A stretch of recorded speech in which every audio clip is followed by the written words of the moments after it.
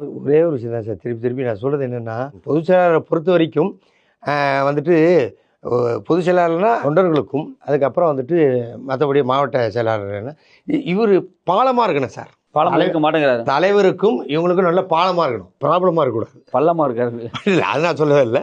ப்ராப்ளமாக இருக்கக்கூடாது சார். அதான் என்னுடைய கருத்து. அப்போ ப்ராப்ளமாக என்ன ஒரு விஷயம்னு கேட்டிங்கன்னா, இந்த ஏஜ்லேயும் அவர் ஓடுறாரு ஓடியாரு, அதான் பெரிய விஷயம் சார். மேபி அண்ணனுக்கு உடம்பு முடியாமல் இருக்கா என்னென்னலாம் நமக்கு தெரியாது. ஓட்டம் அப்படி ஓடுறாரு. இங்கே ஓடுறாரு, அங்கே ஓடுறாங்க, அங்கே பார்க்குறேன், இங்கே பார்க்குறேன், எல்லா வேலையும் பார்க்குறாரு சார். நீங்கள் அவ்வளோ பெரிய கூட்டத்தில் கூட அவருடைய பார்வை ஃபுல்லாக தலைவர் மேலே தான் இருக்கும்.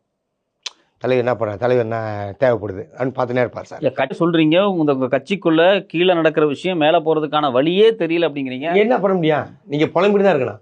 ஆக்சுவலாக என்னென்ன சார், தலைவருக்கு கடைக்கோடியில் இருக்கிற ஒரு ரசிகர் சார். ஒரே ஒரு விஷயம் சார், அந்த ஏரியாவில் வந்துட்டு ஒரு சின்ன விஷயம் பண்ணுறாங்க. தலைவருக்காக கட்சி சார்பாக பண்ணுறாங்க சார். அது முழுக்கன்னு எனக்கு தெரியணும்னு ஆசை சார். ஏன்னா அவன் 50,000 கடன் வாங்கி பண்ணானா, இல்லை 1,00,000 வந்துட்டு நகையை வச்சு பண்ணானா, எப்படி சார் தெரியும்? இப்போ அவங்க வேதனைலாம் அதுதான் சார். எனக்கு ஓப்பனாக இந்த இன்டர்வியூ நான் சொல்கிறேன். எல்லாருமே என்ன சொல்கிறேன், இது தெரியல தலைவருக்கு தெரியுமே தலைவா அப்படின்னு புலம்புறாங்க.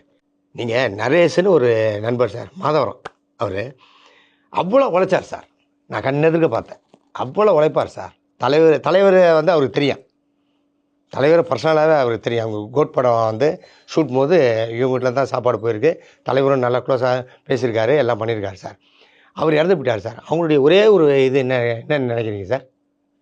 இந்த தகவல் தலைவர் தெரியணும். இவ்வளோ சொல்கிறீங்களா சார்? ஒரே ஒரு மன வருத்தம் நான் இப்போ உங்கள்கிட்ட ஷேர் பண்ணுறேன். இந்த இவ்வளோ தூரத்துக்கு பாலாஜி வளர்ந்துருக்காங்கன்னா அது பாலாஜி உழைப்பு தானே சார். அது டவுட் இல்லையா?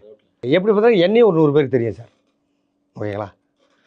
ஒரு 10,000 பேரை வந்து தலைவரை தெரியுது அப்படின்னா 100 பேருக்கு பாலாஜின்னு தெரியும் சார். இது என்னுடைய உழைப்பு, அது அவருடைய உழைப்பு. பாலாஜி வந்துட்டு ஒரு நிகழ்ச்சிக்கு போனால் பாலாஜி தான் ஃபோக்கஸ் ஆகிறாரு, நம்ம ஆக மாட்டோம் அப்படின்னு உள்ள டாக்கு சார்.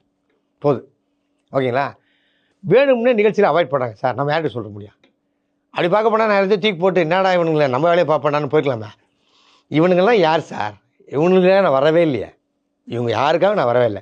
நான் வந்தது விஜய் சாருக்காக மட்டும்தான். எனக்கு தேவை விஜய் சார் மட்டும்தான்.